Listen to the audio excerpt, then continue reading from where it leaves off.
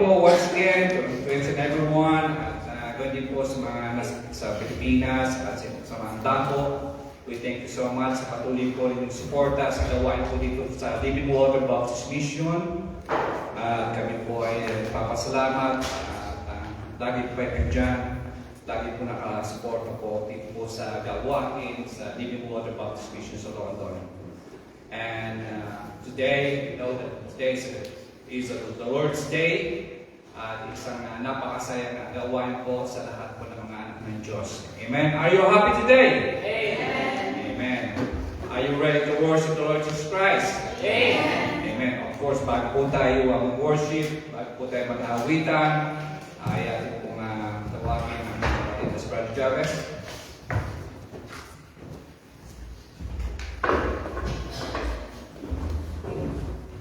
For our scripture reading this morning, let's open our Bibles to 1 Corinthians chapter 13. We will read the entire chapter, 1 Corinthians 13, verses 1 to 13. We will read this one responsively.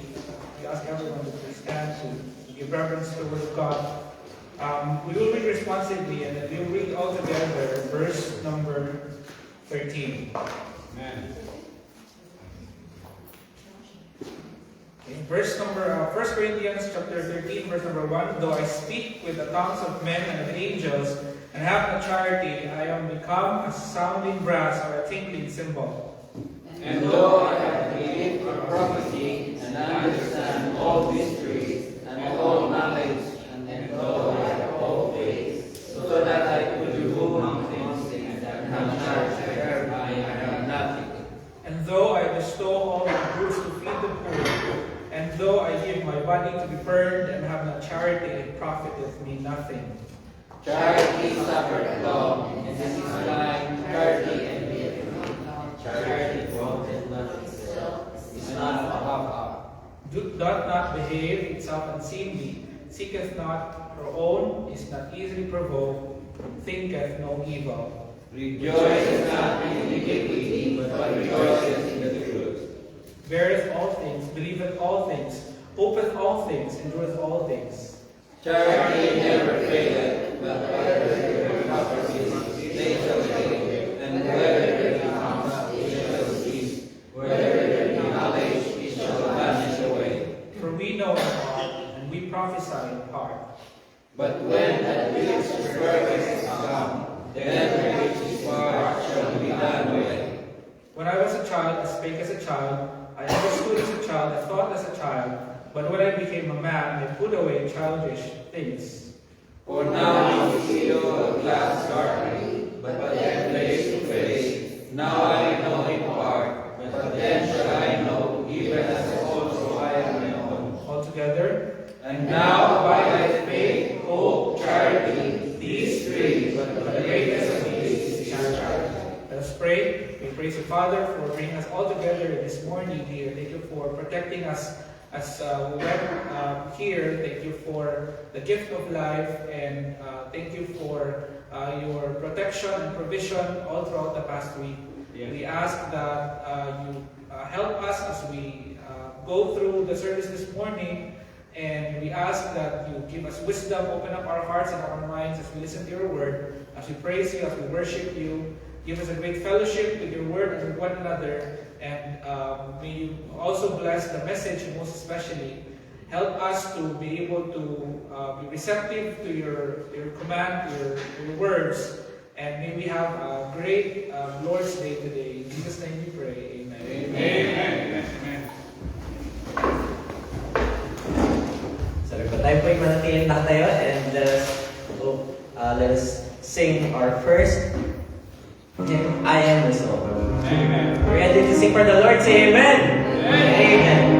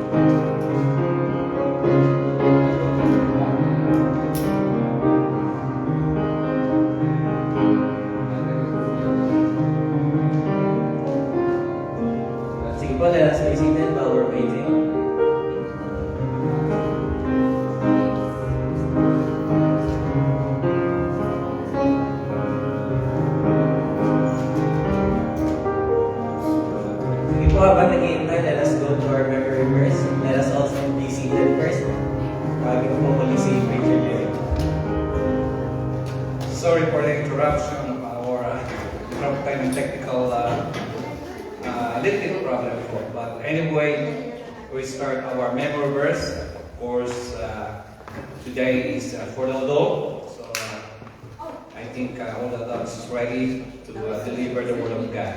Okay? So mauna na ako. Galatians 6:7. Be not deceived, God is not for whatsoever much soweth, that shall she also reap. Amen? Okay, I will pass the ball to Brother Mark. Brother Marcos.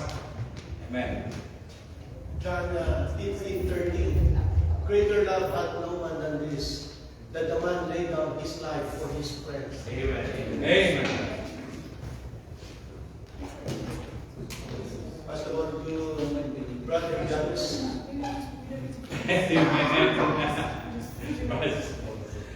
Proverbs chapter 19, verse 1. Better is the poor that walketh in his integrity than he that is perverse in his lips. I pass the ball to Brother Nico. Amen. 6:5, and thou shalt love the Lord thy God with all my soul, with all my heart, and all my mind. Amen. Thank you so much sa mga verses niya. Okay, tayo po balik po na. I think it's ready na po yung ating motor.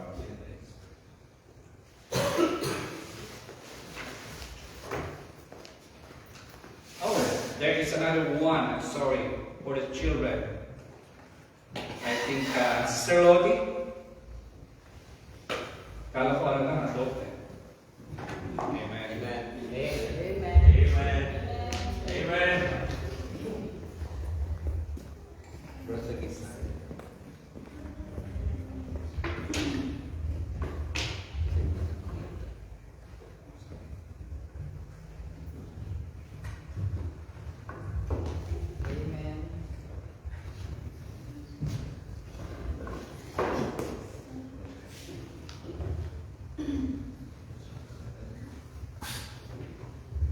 First Timothy, verse 6, chapter 6, verse 6. But godliness with contentment is but gain. Amen. Siya na kailangan mo na yung backup. Amen, Daddy. Okay po, tayo po mali ay tumayo. And now, we will sing our first hymn, I Am Your Soul. On the first verse, ready now, sing. I am your soul, no longer to linger, charmed by the world's delight. Things that are higher, things that are lower, things that allure my sight. I will hasten to it.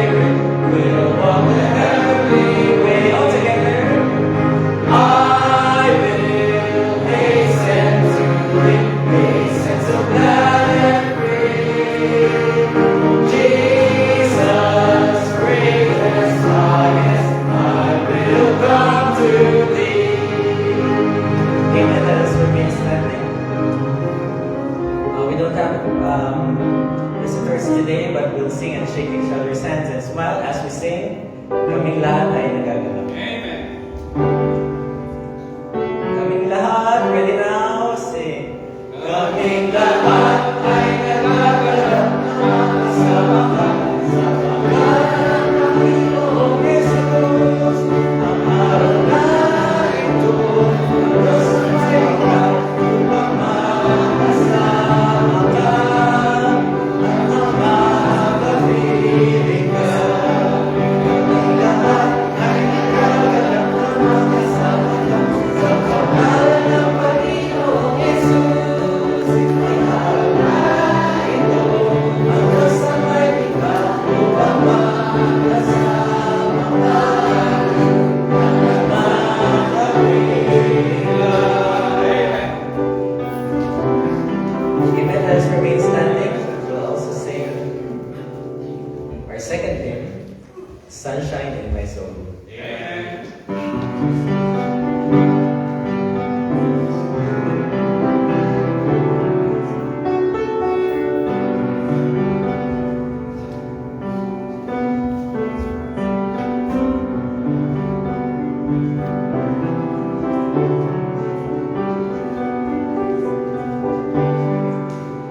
There is sunshine on the first verse now. Ready, sing. There is sunshine in my soul today.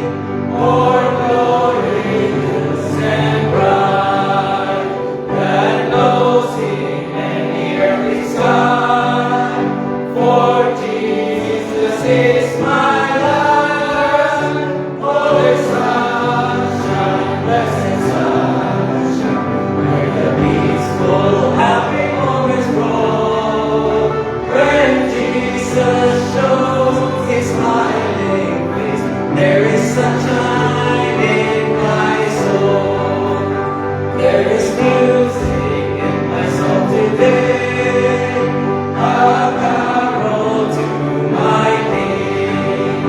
And Jesus listening can hear the songs I cannot sing. Oh, there's sunshine, blessed sunshine, where the peaceful, happy moments grow.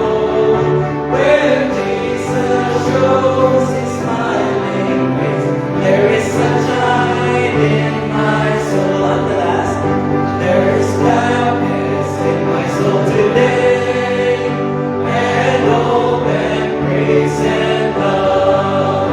More blessings which He gives me now, for joys laid up above. For the sunshine, blessed sunshine, when the peaceful, happy moments grow. When Jesus shows His smiling face, there is sunshine in my soul. Amen. Wonderful singing. Let's be seated.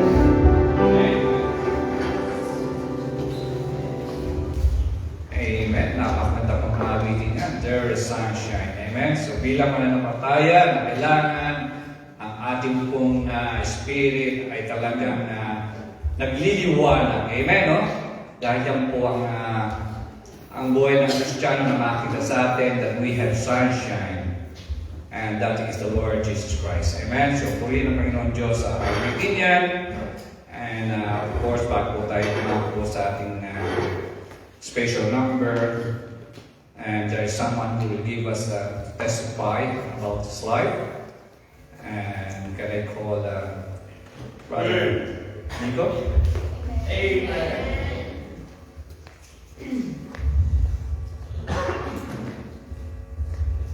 Good morning, Pastor. I don't feel also it's just going to be a bit short. I just want to thank God for the blessings that we've received recently with our new renovations to our house. The last few months have been really hard.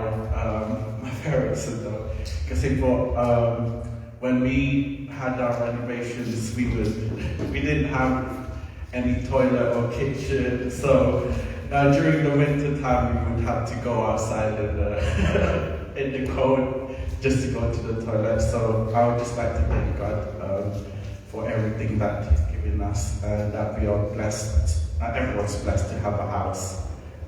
Amen. Thank you, God.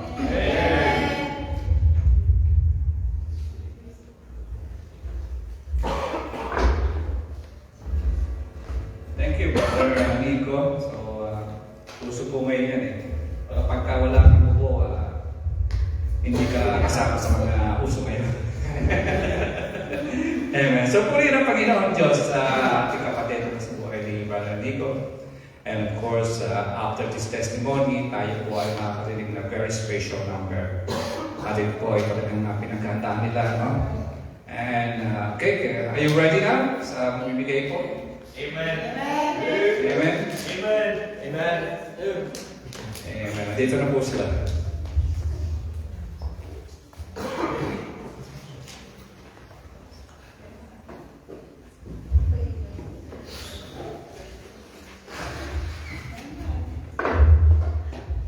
Good morning po sa lahat. Good morning. Good morning. Ito pong awiting ito ay nagpapaalala po sa ating lahat na ang faithfulness ng Panginoon ay hindi po nakaraan lang. Kung hindi po patuloy pa rin po hanggang po sa present day. So kahit anong nangyaring miracle sa nakaraan, sa nababasa natin sa Bible, nangyayari pa rin siya ngayon. Ang kailangan lang po natin is to pray, to trust, and obey. So, nawa po ay maging pagpapala po itong awiting ito sa ating lahat. Amen. I agree.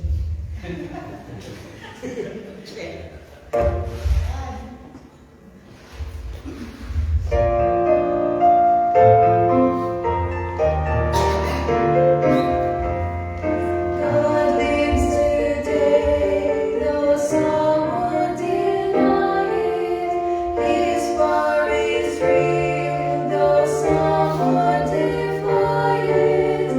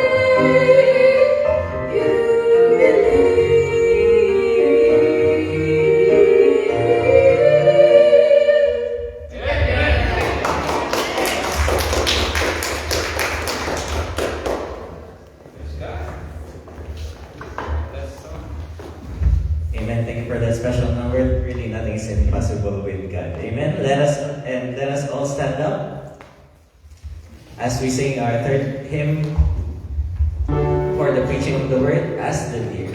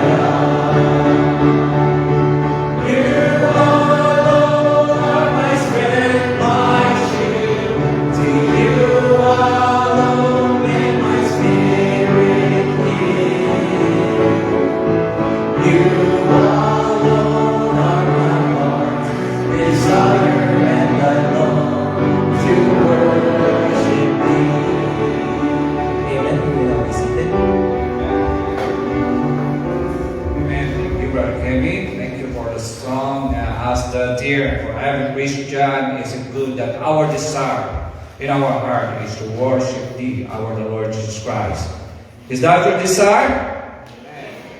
Amen. Mahina, no? Ilan lang yung may desire. Is that your desire to worship our God in your heart? Amen. Amen. So dapat ganun po, no? And that's the reason why we are here to worship Him. And of course, today we have really a very special guest speaker. And actually, he is from the Philippines originally. And we invited him and we thank God that God granted at siya po ay ating mapapakinggan at itong kapatid na ito ay hindi lamang po pinagpala financially, no? But of course spiritually, and it's a good encouragement about sa atin na marinig po natin siya at itong kapatid natin ito ay lagi pong every year nandito po ito. Lagi natin na kasama, lagi sumusuporta sa gawain po dito sa Living Water Baptist Mission. Amen. So maganda po yan, no? Kahit saan tayo mapunta sa amang iglesia, napakaganda na ang desire po ng puso po natin ay makasuporta sa gawain po ng Panginoon Diyos. Amen? So hindi man po ito gawain ng tao, but this is the word of our Lord Jesus Christ. Excited na po ba kayo na marinig po yung ating speaker sa mga ganito? Amen!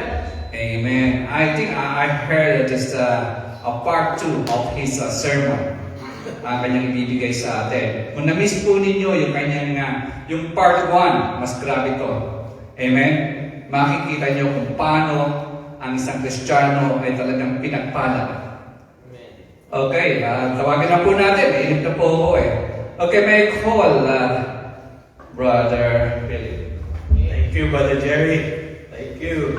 Good morning. Good morning. While we're setting it up, I would like to personally thank Pastor Evangelist Freddy Divega for allowing me to speak here this morning to you, and also to thank the church for graciously allowing me to present to you the Word of God this morning. 3 weeks ago, bago ako pumunta dito, I had a conversation with Pastor Freddy, and he asked me, kailan ako uwi? Sabi ko, before the day that I'm uwi, if I could share the Word of God to you. And I want to thank him for that privilege. And today we woke up with a not so good news. Maraming hindi magandang balita sa nangyayari sa mundo ngayon. But thank God He is still on the throne. God is still in control. Amen. In fact, God is still the author of life. In the first book of the Bible, in the first chapter, in the first verse, He said, in Genesis 1:1, which we all memorize, He said, in the beginning, God created the heaven and the earth. So, bilangan niya po kung sino ang Diyos. Okay? And the true God is also the author of the Bible. And He used His sovereign authority. He used His sovereign authority to determine the revelations it contained and the sequences in which they are given. Each step of our life mayroong sequence. Lahat tayo dito, pumunta sa UK, we pass through customs and immigration. We are on legal entrance to this country. That is a sequence of our life right now na nandito tayo sa UK. It's not an accident that we are all here this morning worshiping the Lord. Mayroong purpose ang Panginoon bakit tayo nandito ngayon. Especially this morning. Bakit tayo inalaw ng Panginoon na mabuhay at still have this opportunity kahit malayo tayo sa ating mga pamilya, malayo tayo sa ating mga anak, and yet we are able to gather together to worship Him. Amen. The world today is full of knowledge.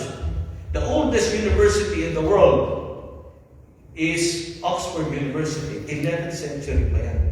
Yun ang pinakamataas na institution of learning, and it so happened to be in the United Kingdom. Ang sumunod is Cambridge. Lahat ito are high institutions, the London School of Economics, Imperial College. These are the top 4 Ivy League schools recognized around the world. Yeah? And these institutions are every day are exponentially increasing their learning about the details and the structures of this world and the universe and the metaverse and the ano pang universe na hindi lang universe. They call that what is the term na may ginagamit nila na hindi lang containing the universe, but they were able to discover that there are a lot of universe around this space. And but sad to say, many of them do not believe that God now is the author of life. Yeah? Gumagamit tayo ng YouTube, araw-araw, doon tayo kumukuha ng learning. Even Facebook, Google, kasama na dyan si Alexa, na ginagamit namin araw-araw kaya they all help us increase our learnings. But you know what? They do not increase or they do not provide wisdom. Why? Because wisdom is the application of knowledge to God's sovereign will and plan. You can have all the learnings in this world, but if you do not have wisdom, it will be just a waste.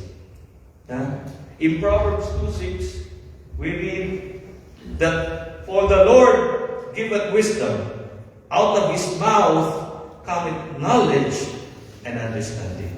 Let us pray. Our Heavenly Father, thank you, God, for this time where we could worship you. We still have the freedom in this country, Lord, to gather you freely, to be able, Lord, to worship you.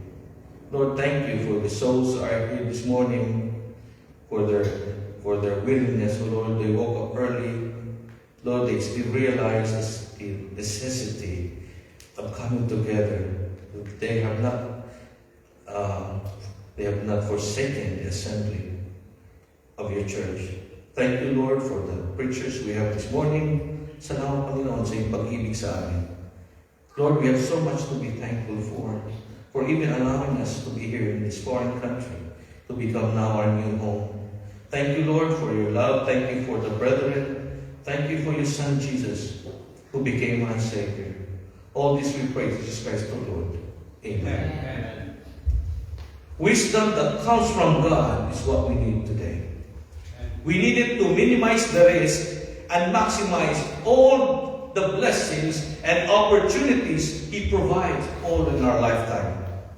Wisdom is also what we need to navigate through the murky waters of life and the treacherous trails along life's path. Kasi kung wala tayong wisdom, it's so difficult. Marami pong choices to make. But because God gives us wisdom, we're able to sift through the noise. We're able to see ito ang will, ang kalooban ng Panginoon sa ating buhay. Yeah? But why is there a need to manage the risk? Why? Because if you do not know how to manage risk, you have no business to be in business. If you do not know the magnitude, if you do not know anything about risk management, wala kayong dahilan na mag-invest in any venture. Because you do not know how it will happen, anong mangyayari. So, importante sa buhay natin na we have an idea about risk management. So, all human institutions in the whole economic system, between the behavior of the firm and the household, they all deploy some form of risk management application and tools. Yeah? Let me give you a few examples of this. In the engineering field, meron tayong tinatawag na safety management system and policy. Right, Engineer Jay? Right? Pag naggawa-gawa yan ng structural analysis, mayroong margin of safety for anything that may happen beyond their expectation. Kung magkaroon ng black swan, for example. So mayroon palagi in the healthcare and hospital, for example, where you deal with life and limb, mayroong risk mitigation plan which you implement upon every situation. Kahit na sa restaurant kung saan tayo kumakain. Kaya sila palagi parang seminar yan about food handling and safety. It's a risk mitigation plan. So that they would make sure na ang kinakain natin, they're walang problema and for safety reason. And very especially important in our business, where I come from in finance, napakahalaga ang risk analysis. Because if you don't have any knowledge about risk analysis, I will advise you not to engage in business. Anong ginagamit natin? We have DRP, or the Disaster Recovery Plan. An example of this is if you're in the data center. Kung nasa East po ng opisina mo, all your data is that it has to be in another part in Makati para in case magkaroon ng problema, you're able to recover all the important information. Yeah, we also use regression analysis. What is regression analysis? It is just basically trying to generate data, exogenous variable, and we run the numbers to be able to predict or to have an educated guess on the future using modeling or ANIMA. Right? We have the integrated moving averages. We use that also to forecast our numbers. Only on those that are within our control. We also use AI right now to predict or to minimize risk in our businesses. Bakit? Because if you know the history of the past, you will be able to see how the dependent variable will be able to predict or behave in the future. So all of these have business and day-to-day applications. But the quick question today that I ask is, how about us? Tayo mga Kristiyano, about us Christ followers. Is there a need to manage risk? I say yes. Because when we manage risk, we are able to set the goal. What ang goal natin? Managing risk, you're able to maximize the believer's PV or present value of the expected future return. Do you know that what we do here in this world as a Christian, not to do good works for our salvation, but we're able to gain reward in heaven, all for the glory of God. Hindi lang tayo gumagawa ng kabutihan dito sa mundo so that we will have crown of life. Meron tayong ang Bible has different motivations for us to do good so that we will be able to generate reward. Sabi ni Solomon said in Ecclesiastes 12, let's go there. Ecclesiastes chapter 12, verse 12, chapter 12, 13. Let me read it to you. Solomon said in verse 13, "Let us hear the conclusion of the whole matter. Fear God and keep His commandments, for this is the whole duty of man. For God shall bring every work into judgment, with every secret thing, whether it be good or whether it be evil." So, ano ang present value mo ngayon? Tanungin natin sa sarili natin, what am I today? What do I have? That's your value today as a Christian. How can I increase that? Yeah? Kasi we believe that this is not our eternal home here in earth. We have a place in heaven. Pero meron ding levels of accomplishment that we do here that will be revealed when we are together with God. So, that is what we call the expected future return. Kung baga sa investment mo, this is just, yung bago mo dito is gaining interest, you're able to enjoy it even after life. That's why we have Visions Program. We participate in Visions Program. Why? Because we know we are trying to advance the kingdom of God. Using our assets, our resources, when we give to missions, we get the results of it later on. When we are in heaven, mayroong kaluluwa dyan na sasabihin, because of our giving, because of our participation, mayroong nakakilala sa Panginoon. We were able to support missionaries. So we're trying to, what? Leverage. You heard the word leverage. How do you leverage your resources? By investing it on others, so that those others can reach others, so that we will be able to be partakers of the same reward. That's what we call the expected future return. Now, what is the framework of understanding the biblical perspective of risk management? I'm sorry, but I'm using financial terminology here because that's what I come from. But I see a bit, but every time I read the Bible, I see numbers.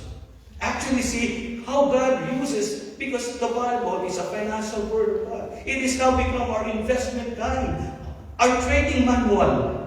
If you want to know how to invest money, read the Bible. Because the Bible is full of knowledge, full of information that gives you right intents. Pag nung nag-aaral ako, kasi may background is in economics, I studied finance, I said, tama pa rin pa ng Bible. Tama pa rin yung Biblia. Because there's nothing new under the sun. Of course, iba na yung terminology na ginagamit. Pero when you read the Bible, actually, nandun yun eh. Nandun na yun. Okay? So, number one, what is the framework? Let me give you an example of this, right? You see here, right there in the middle, that's wisdom. Why? Because wisdom is the column that supports the structure. Otherwise, it will collapse. Yeah? It will collapse spiritually, financially, even emotionally. And yun ang column, and at the bottom is the base. God is the base. He is the source and the foundation of all wisdom. That's why sinabi niya sa James 1:5, let's read James 1:5. Sinabi niya doon, in James 1:5, if any of you lack wisdom, let him ask of God, that giveth to all men liberally, and upbraideth not, and it shall be given him. Very important. See, wisdom is the column, and right there at the base, the source of all is God. Amen. And in between it, there's understanding and learning. If you only have learning, Wala, it's only one side of the equation. You do not have wisdom. You need understanding. Why? Because we understand learning, kung learning lang, puro learning lang tayo. Kahit si Alexa, maraming learning din yan. Tanongin mo si Alexa, sasagutin niya. Anong sabi ng Bible if all we've got is learning in 2 Timothy 2:3-7? Somebody read that verse. Okay, any volunteer, please. 2 Timothy 3:7. Ano sabi ng Bible? What did Apostle Paul said in 2 Timothy? Okay? Can somebody please go there? Ever learning and never able to come to the knowledge of the truth. See, ever learning and never able to come to the knowledge of the truth. So, learning is not equivalent to truth. It's just part of it. You can learn, but necessarily means you have wisdom. Because wisdom is also understanding. Yeah, understanding. That's why in Proverbs 4:7, let's read. It says there, in Proverbs 4:7, wisdom is the principal thing. Therefore, get wisdom. And with all thy getting, get understanding. So very fundamental, very important ang understanding. Hindi lang learning. Yeah? Because what's the difference between understanding and learning? Para tayong nasa klase ngayon, ano? Naalala ko tuloy, I was teaching for 10 years. I was a teacher actually. Pero ngayon, after that, before I went into full-time business. So, I always made graphs whenever I was teaching. Pero now, we see, understanding answers the question of who and why. And learning answers the question of what and when. Okay? For example, let me give in history, we find out that in 1603, King James I became king of England. Anak siya ni Queen Elizabeth. But before he became king, nagkaroon ng kudita. Nagkaroon ng pasabog. It was intended to kill him so that he will not become king. Pero the kudita was not successful. Because God allowed him to be king for a purpose. Because it was King James I who authorized in Hampton Court the translation of the Bible from the original Greek and Hebrew into the English language. That's why we have the King James 1611 Bible. That is history. Ano nangyari? Pero there is a purpose. There is a who. There is a why. There is a why. Today, kahapon, Israel was attacked by more than 350 missiles. A combination of drones and ballistic missile. We learned it in history. But you know what? As you learn about history, we know why it's happening. We know who is orchestrating all of it and why it is happening. We are not oblivious of the fact that all this that happened in the world, God has a plan. Lahat yan is in fulfillment of the prophecy. Right? So, if you do not have wisdom, hindi mo maintindihan na ang plano ng Panginoon para sa mundo, and it has become even personal. What is the personal plan of God? Bakit tayo nandito? Bakit tayo nandito sa London? Ano kaya ang dahilan? Bakit dinala tayo ng Panginoon dito? We have to find out. We know that the purpose of God is to build a church right here in London para maging kabahagi tayo ng gawain dito, para tayo makapag-win ng souls at lumago ang gawain, hindi para sa sarili natin, pero para sa Panginoon. Amen. Hindi para lumaki ang pangalan natin, kung hindi para kung mga people, mga tao na sa mga neighbor natin, makakilala sila sa Panginoon. Amen. It is sad. This country used to be the bastion of Christianity. Dito pinanganak ang Biblia.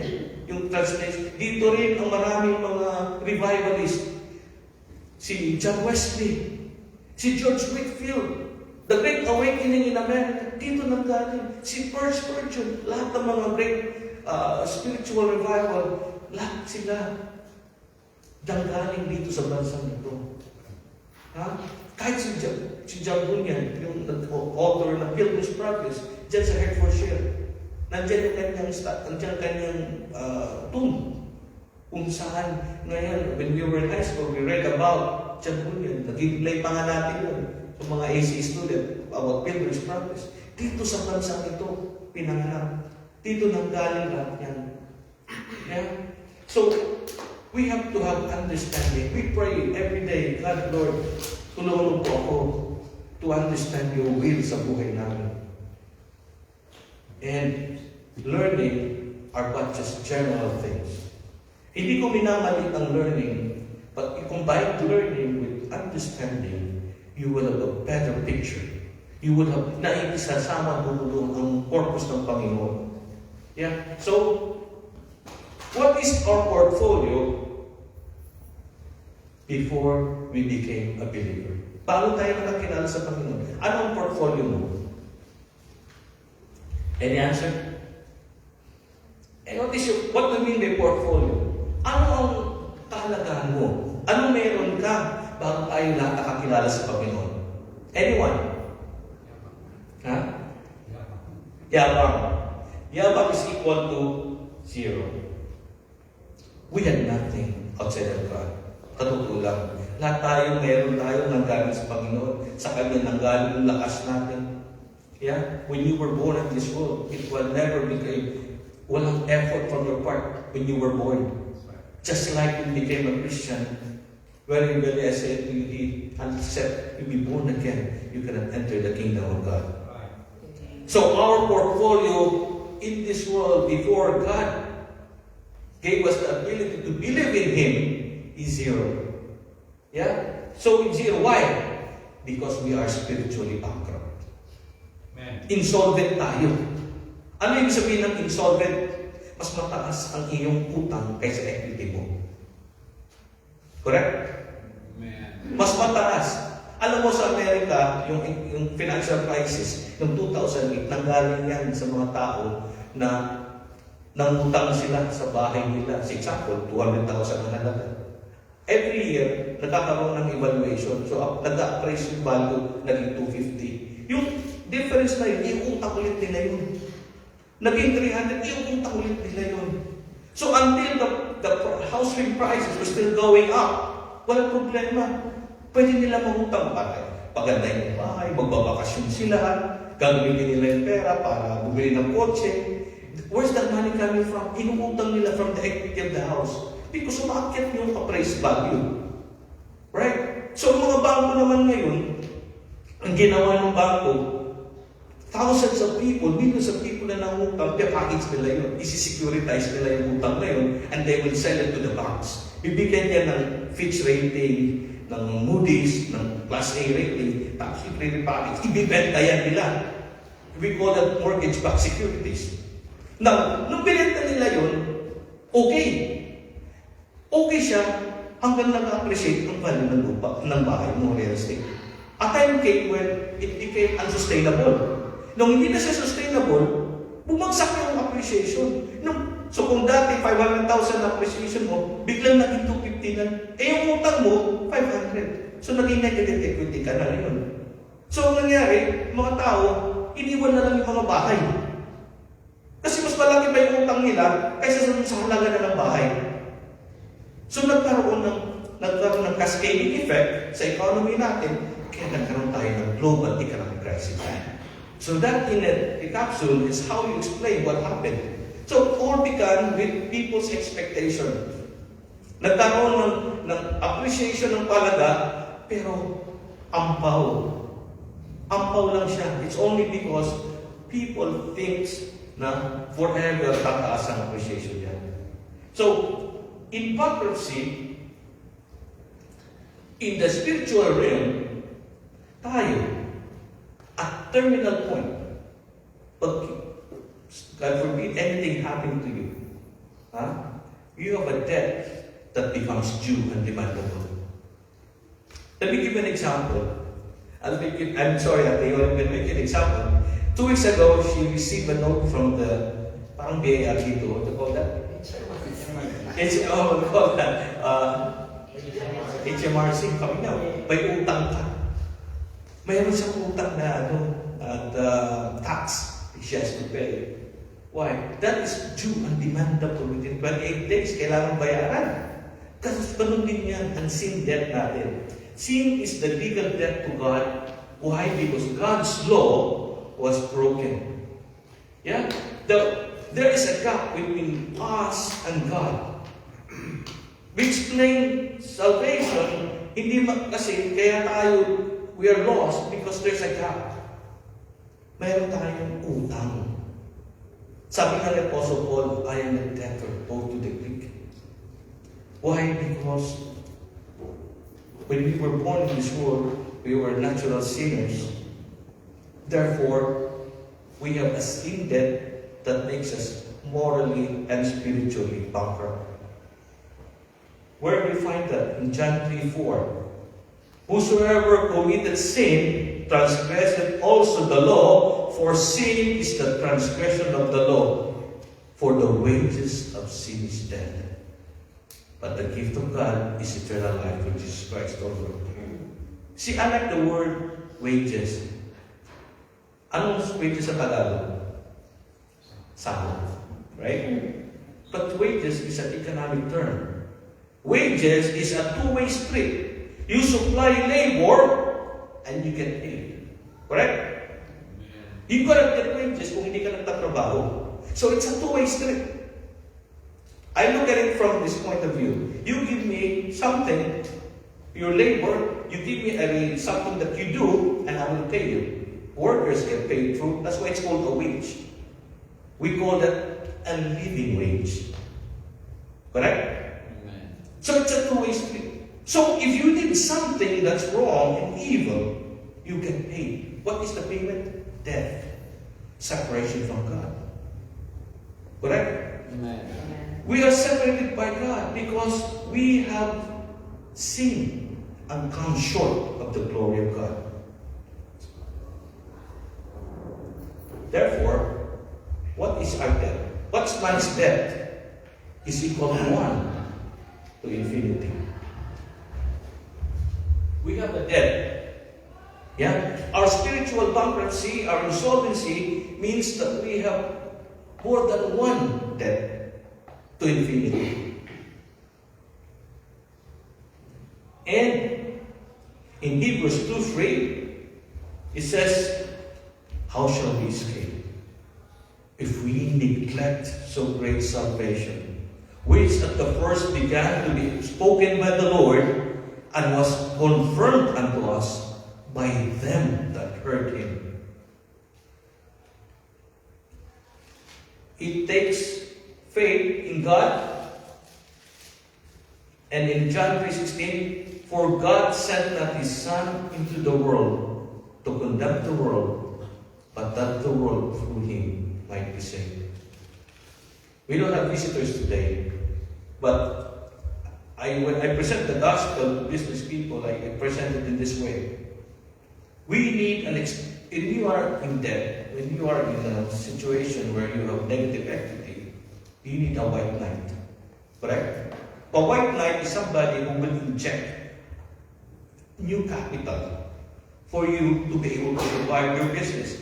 Kasi nga, pag wala yun, you get into bankruptcy. If the company now is in receivership, ibig sabihin, kaya siya nasa receivership because may utang siya. And the creditors are now demanding payment from the company. And the only way for you to continue is an external force. Somebody from the outside.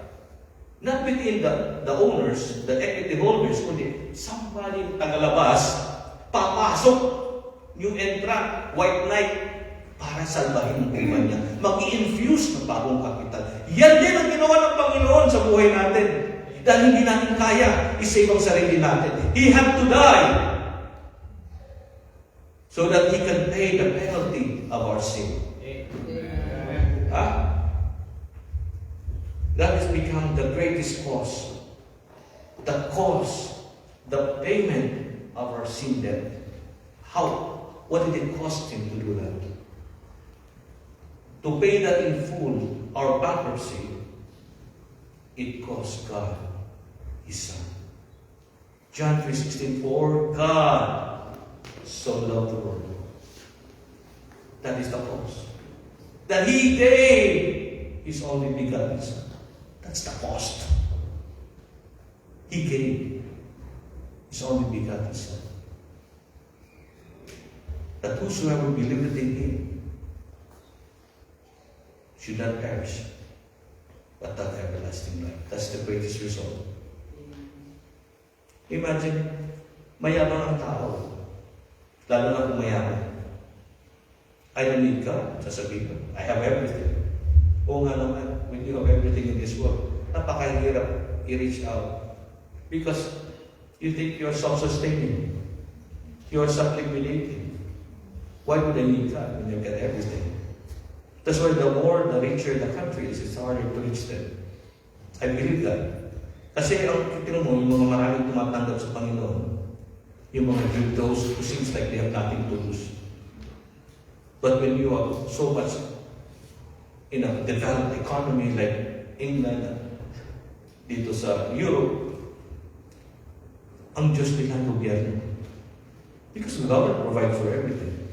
From healthcare to housing. Ang problema na lang nila, yung kanilang bakasyon. Does that make sense to you? Right? Ang yung problema naman tayo, paano magbabakasyon eh? Saan ako magbabakasyon? Kasi problema ng gobyerno, saan ako patirahin kung wala akong titirahin? Bawal dito ang squatter. Pag nagkasakit ako, meron pupunta lang ako sa GP ko, libre pa. Right? Amen.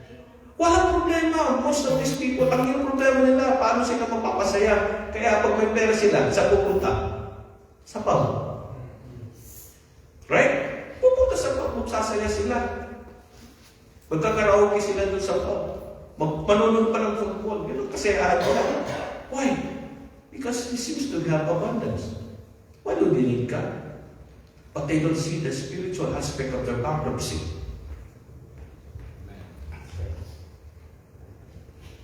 In Romans 8:3, for what the law could not do, in that it was weak through the flesh, God, sending His own Son in the likeness of sinful flesh, for sin condemned sin in the flesh.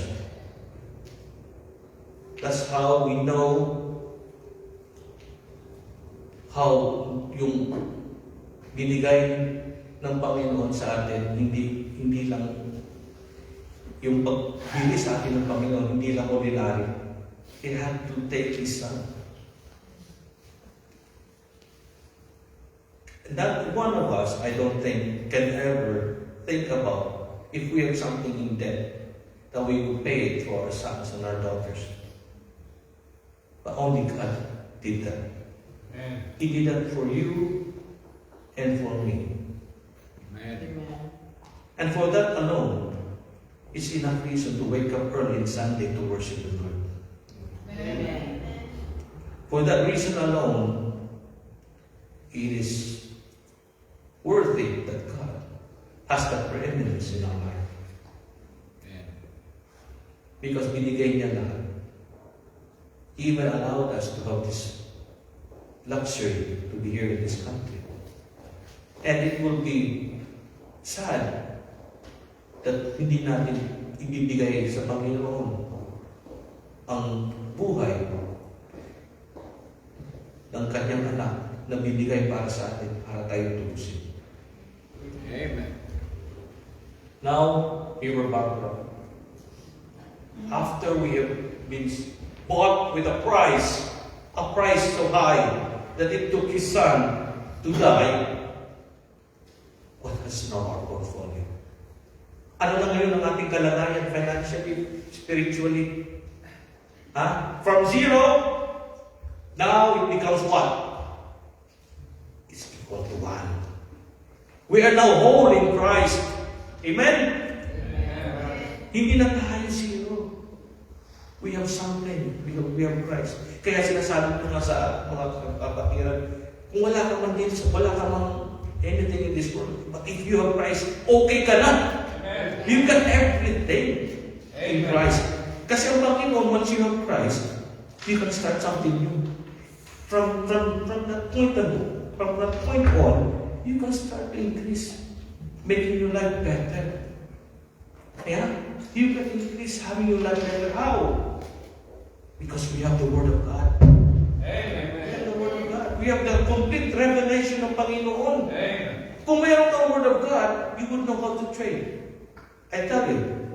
Because this book is an investment manual. That's right. It is a trading guide. If you read the Bible, lahat ng mga galing ng mga negosyante, for some form or another, they exercise the wisdom that comes from this book. Amen. You ask Rockefeller. John D. Rockefeller was the founder of what? The biggest steel mill in America. Paano niya pinalago yung steel mill? You know what he did? It was impossible for him to have known it without first learning about the Word of God. Yung mga nauna, Henry Ford, the founder of Ford, siya yung nag-found ng motorized na production system, was a Christian. Lahat ng mga malalaking negosyante na nauna sa Amerika, in one sample or another, even Gillette, Heinz, let's give you a few examples, lahat yun, mga Kristiyano. Alam mo yung founder ng Heinz, yung ketchup. One time, Heinz was a deacon in the church. I read his profile, sabi niya, he was a farmer. Sabi niya, maraming nabubulok ng mga tomato. May isang plantation sa Georgia. Sabi niya, nagdasal sa Panginoon, Lord, give me wisdom, paano ko ito can turn this na nabubulok lang, nasasayang na yung mga tomato. How can I turn it into a big business? Then one time, it was revealed to him, i-preserve ko kaya. Kaya nagkaroon tayo ng ketchup, that's a preserved tomato. Tapos nagkaroon ng Tabasco. So lahat yun, ang Heinz is a multi-billion company, it's listed. Top 500 S&P in the US stock market. Amazing. Paano na-reveal ng Panginoon? I will give you my personal testimony. When I was working, marami ko pinapaprint, 10,000 weekly. Sabi ko, marami ko pinipirmahan ng mga check, pinabayar sa mga printing. Tapos later on, sabi ko, kumikita kaya sila? Wala akong printing press company, Pero, dahil sa dami ng pinapagawa ko, ako yung customer, kasi I was the director for extension for services. Marami pa ng talo, maganda siguro negosyo ito. Meron nagtatakloban ng printer. Halika. Kung pagawa ko ito sa'yo, magkano ito? Sabi niya, 2 pesos. 2 pesos. Yung binabayad ko, 10 pesos. Wala palang kita dito. Sabi ko, partner tayo. Ikaw gagawa, ako bibili. So, linggo-linggo, kumikita ko ng 8 pesos, 10,000, 80,000. Sabi ko, sa isang buwan, mas malaki pa ito sa sweldo ko. Magtayo kaya ako ng kumpanya. That's how I got into business. Because God revealed it to me. Maganda pala magkaroon ng sideline. Sideline ko lang siya dati yun, Yung pag-printing ko was a sideline. It was not full time. I was still working. So nagtayo ako. Later on, I had my own company. I expanded. Now, later on, I get into services. So, God reveals. Ang revelation ng Panginoon sa atin is not one time. Progressive. Progressive ang pagbibigay ng Diyos. Staggered. Kumbaga, hindi ka agad, pastor ako ngayon, Hindi. Progressive ang revelation, Brother Jenny. Progressive yan. Hindi ka agad, God gives you the confidence. As you start by faith, kailangan may faith. Kaya walang faith, bulong na lang tao yun. Kailangan may faith tayo that God, hindi ka pababayaan ng Panginoon. Amen? Hindi tayo pababayaan ng Panginoon. So the Word of God now becomes a basis of our faith and practice. Technical analysis is our basis for our logical thinking and reasoning.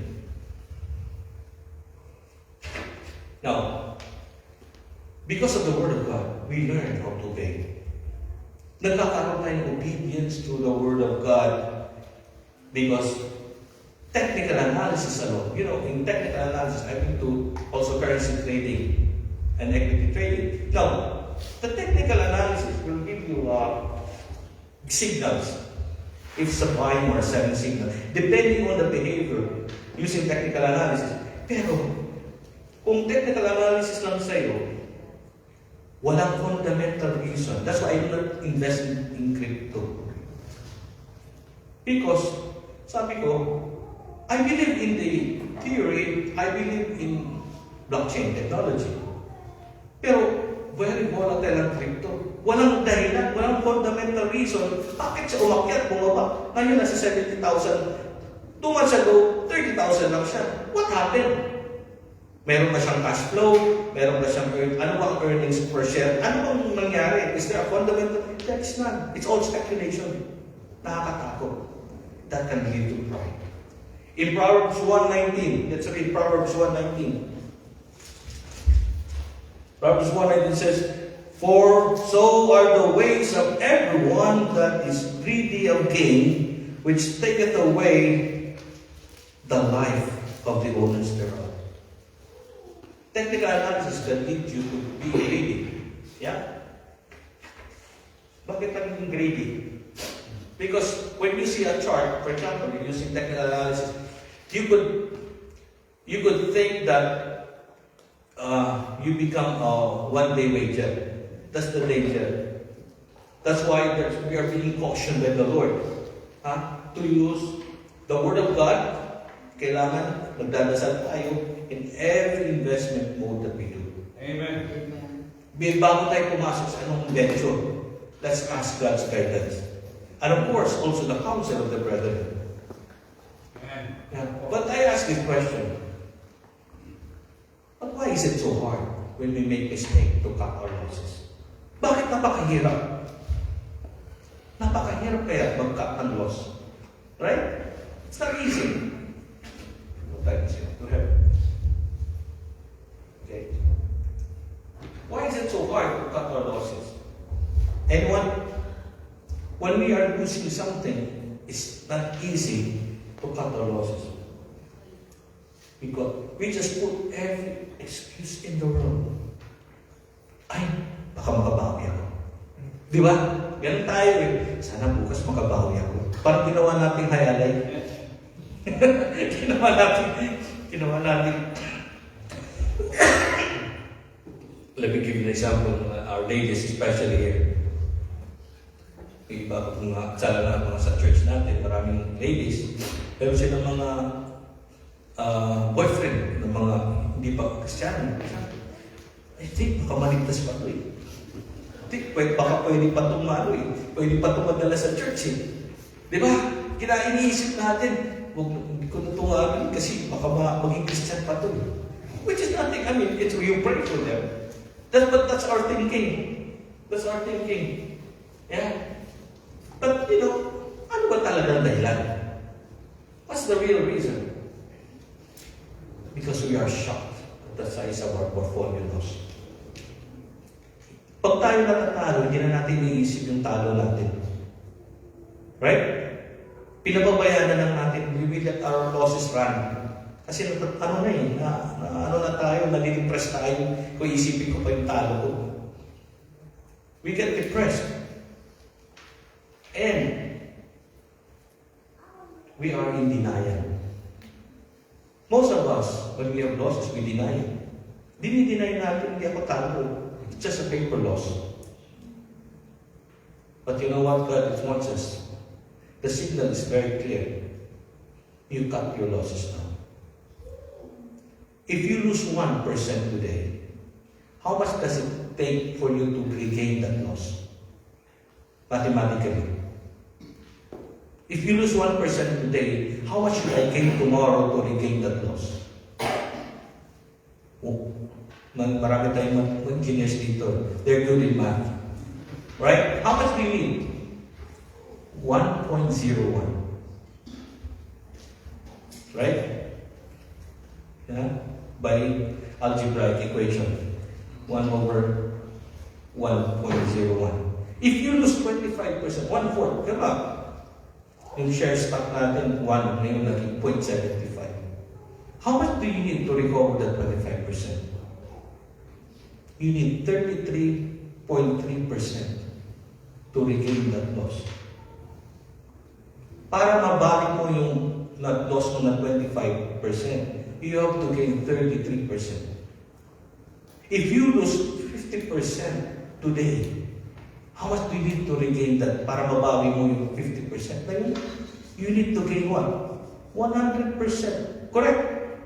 Amen. Kasi from 1, naging 50. So natalo mo 50. Pag so 50 para maging 100, you need 50. 50 over 50 is 100%. That makes sense? Para mabawi mo yung loss, hindi mo kailangan mag-gain ng 50% lang. You need to gain double of it. Have you thought of it? Amen. Para ma-regain mo yung loss, you have to gain 100%, hindi lang yung 50%. Otherwise, hindi mo mababawi yung loss mo. That's why we continue to be in denial. We are oblivious how much we are losing, really. Many people do not know how much they are losing. Christians do not know how much they are losing. But what if you knew how much you are losing?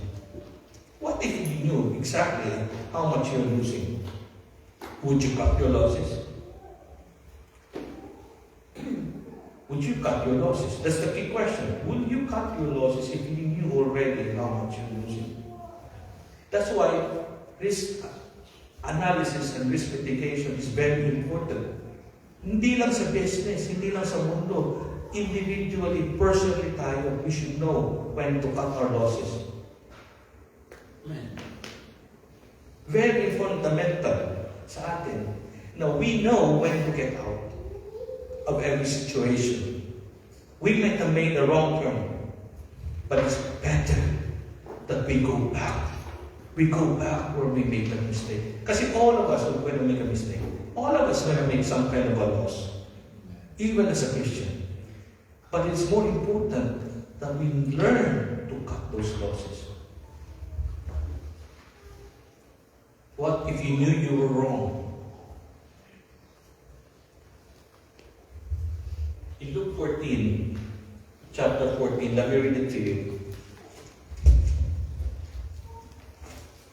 Luke 14, chapter 14.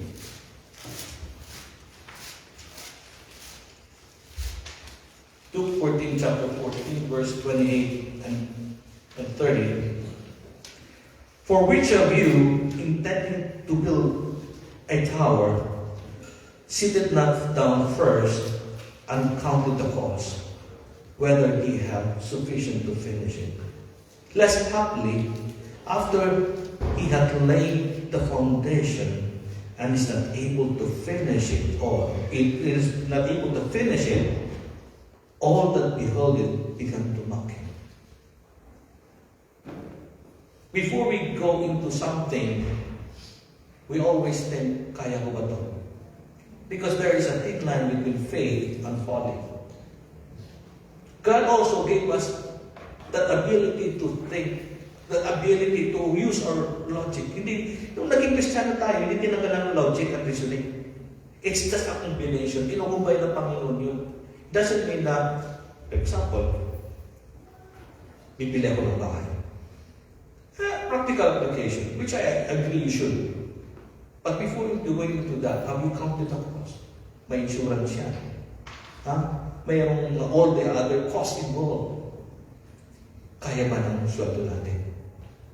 Because if we go into it, and tapos hindi naman kaya, what will happen? You will be mababahon ka into something that will have a cascading effect. It's not good. It's not a good testimony. Mag-i-impure, ma-impure ng pangalan ng Panginoon. God's name will be impure. We go into something that we can afford. If we can't afford it, don't buy it. We don't have to prove anything to anyone. Before you buy it, make sure you have the cash flow to pay for it. Christians, we don't have to prove anything. Kung hindi pa natin kayang bumili, wait, save for it. Hindi natin kailangan pilitin for now. If we're going to be in debt just to get what we need, instant gratification, that's not God. God's will for us. God wants us to have the right testimony, to be ready before we go. Hindi inalis sa atin ng Panginoon na bara-bara lang tayo. I appreciate Balinik when they have their house renovation. I'm sure they've thought about it, how to finance it properly, without getting into so much debt. Because there's a balance between debt and equity. Hindi po pwedeng you get so much debt na all of your income just go to paying debt. It has to be balanced. It has to be consult with the brethren who can help you figure it out down to the detail how you can do it. Hindi yung if our finances is not yet there, we just wait. We just wait. You have to know that when you are wrong, that number on your portfolio should be the same number as the one in your head. In verses 31 of the same chapter, the same book, or what king going to make war against another king sitteth down first and consulted whether he be able with 10,000 to meet him that cometh against him with 20,000.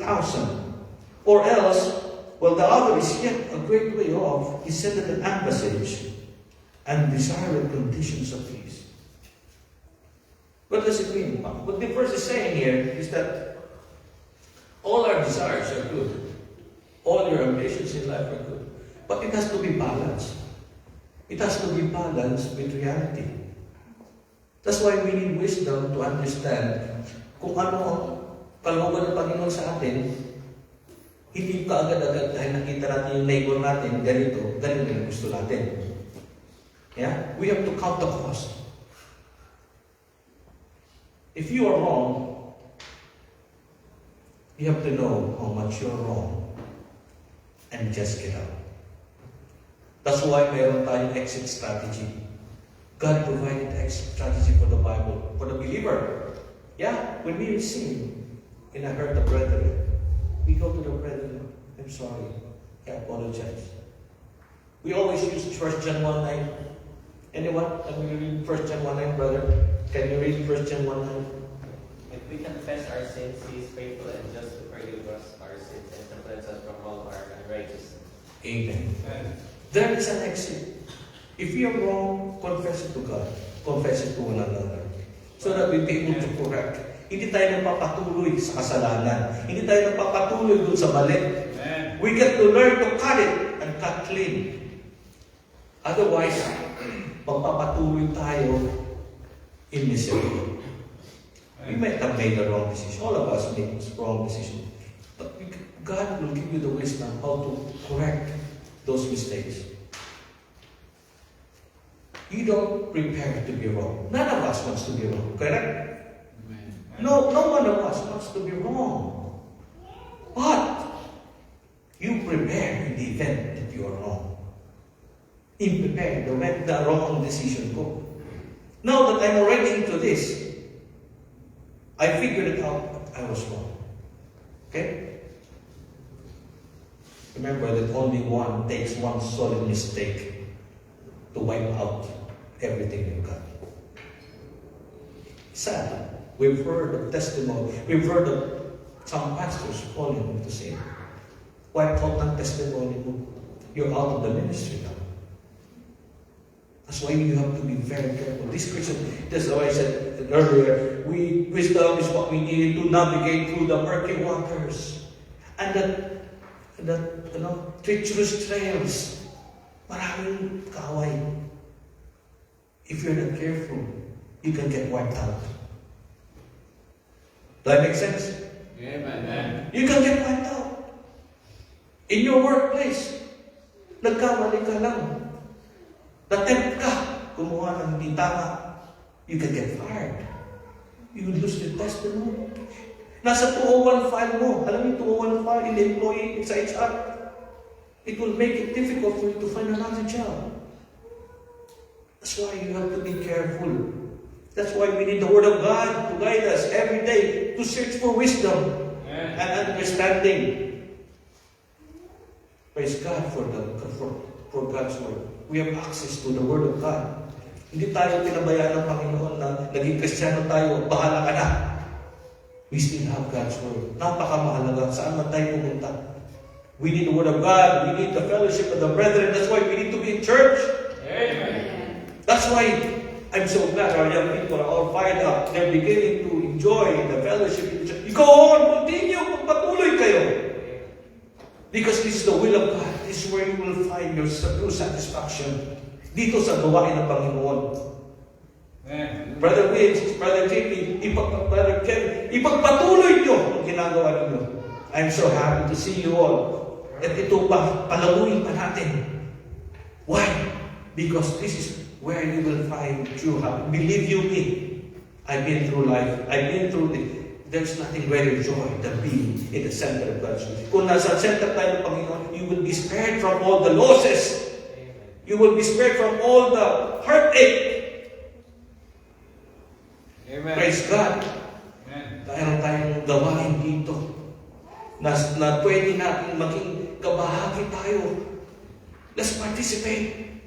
Let's enjoy our time together here.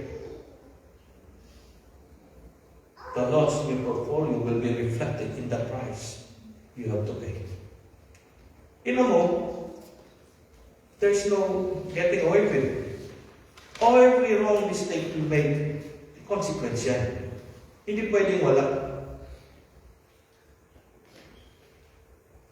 There will be consequences. Yes, because of the consequence, you will be losses.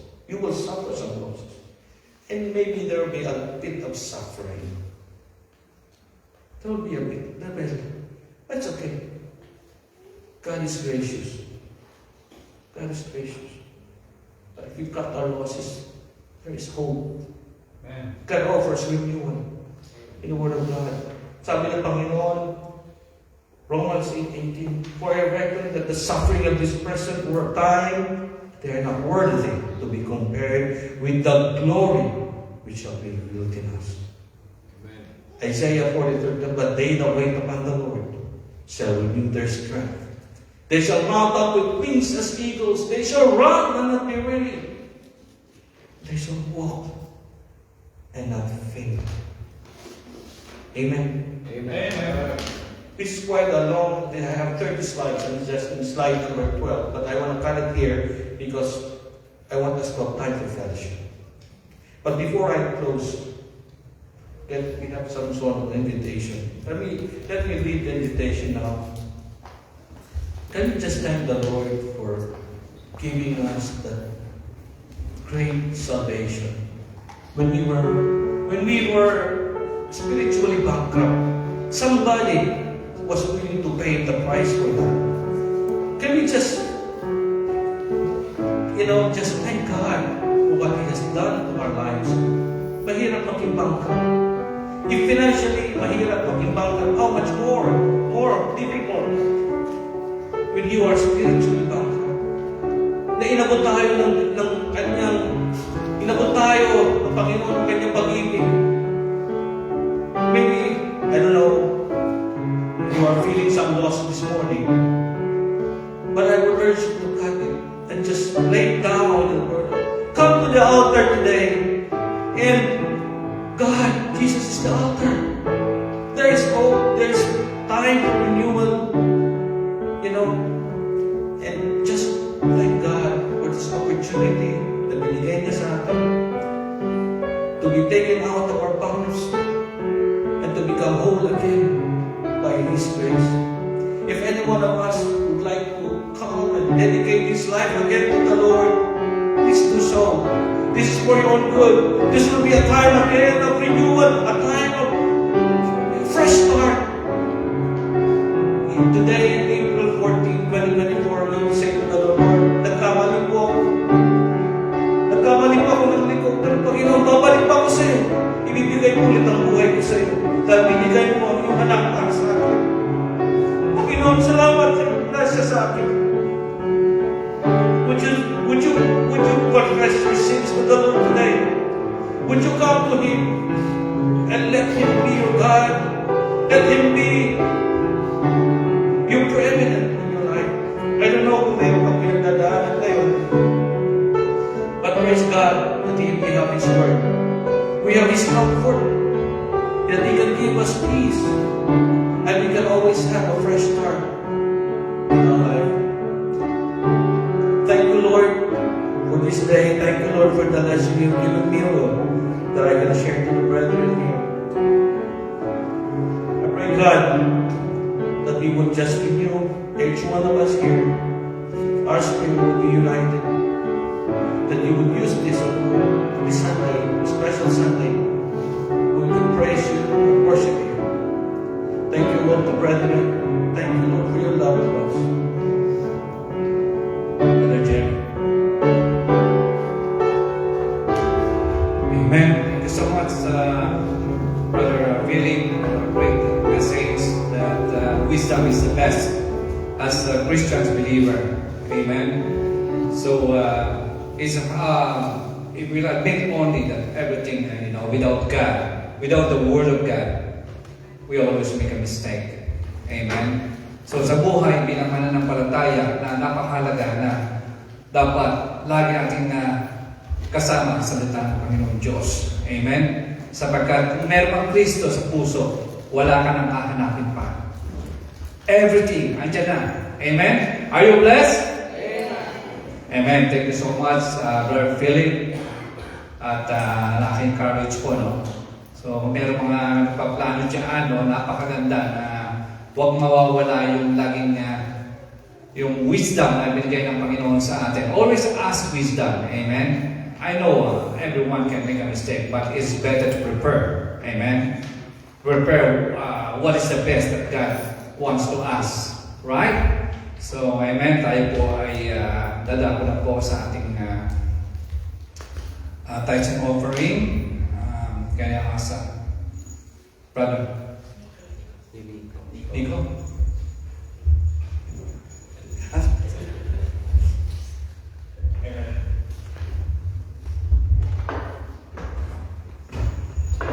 Our tithes and offering from last Sunday, our church offering was 150 pounds, and our online offering was 460 for a total 610 pounds. I'm just going to read a verse from 2 Corinthians 9:7. Every man according as he purposed in his heart, so let him give, not grudgingly or of necessity, for God loveth a cheerful giver.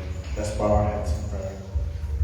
Our Heavenly Father, we come before you today, O God, with grateful hearts, O Lord. We are grateful that you are our only God, O Lord, O God. And as we come before you to give ourselves and our belongings to you, we pray that these tithes and offerings will be used wisely, O God. Please use the people that are going to handle these funds, O God. Please allow them to use these funds to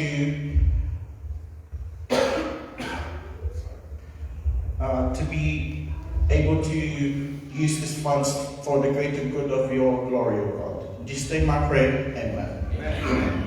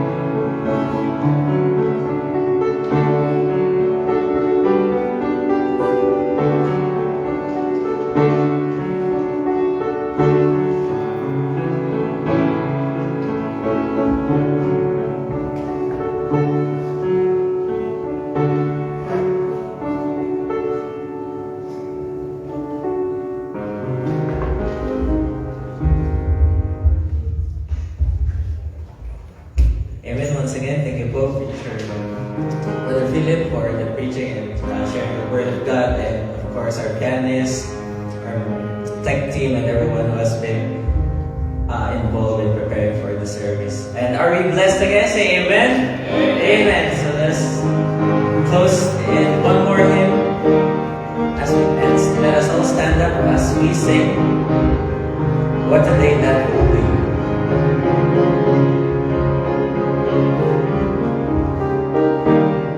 On the first stanza, ready now, sing. There is coming a day when no heartaches will come, no more clouds in the sky, no more tears to meet the eye. All is peace forevermore on that happy golden shore. What a day, glorious day that will be. What a day that will be, when my Jesus I shall see. When I look upon His face, the one who saves me by His grace. When He takes me by the hand and leads me through the promised land. What a day, glorious day that will be. There'll be no sorrow there, and no burdens to bear. No more sickness, no pain, no more parting over there. And forever I will be with the one who died for me. What a day, glorious day that will be. What a day that will be, when my Jesus I shall see. And I look upon His face, the one who saved me by His grace. When He takes me by the hand and leads me through the promised land. What a day, glorious day. One more chorus, a cappella. What a day that will be, when my Jesus I shall see. When I look upon His face, the one who saved me by His grace. When He takes me by the hand and leads me through the promised land. What a day, glorious day that will be. Amen. Let us remain standing. I'd like to call Preacher Nick for our closing prayer.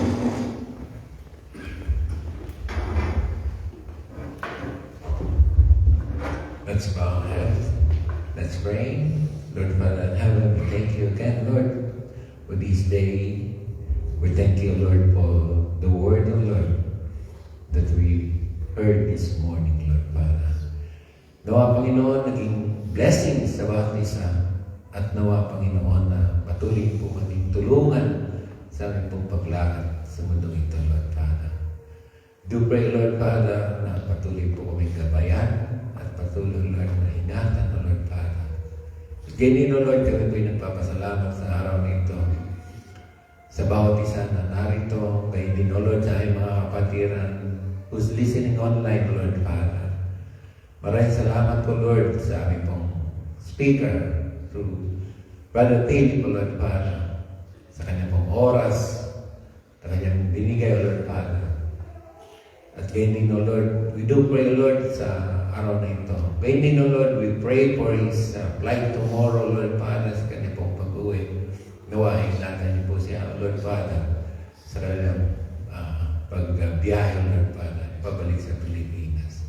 At ganyan, O Lord, kami po nagpapasalamat at nagpupuri, O Lord Father, sa iyong patuloy, Lord, na pagmamahal ninyo pong binigay, Lord Father. At ganyan, O Lord, sa kaligtasan, O Lord, ninyo pong binigay. At ganyan sa aming pong pagkain, aming pong pagsasalusaluhan sa hapong ito. Nawa, Panginoon, pakalinisin niyo ito muli, kami po yung nagpapasalamat at ang muli sa araw na ito at ang lahat na ito ay binabalik sa iyo. In Jesus' name we pray. Amen. Amen. Amen. Announcement.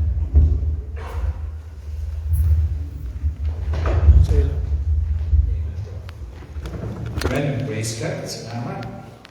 So, announcement lamang po. Unang-una po sa ating pong nalalapit po ng weeks na lang po, no?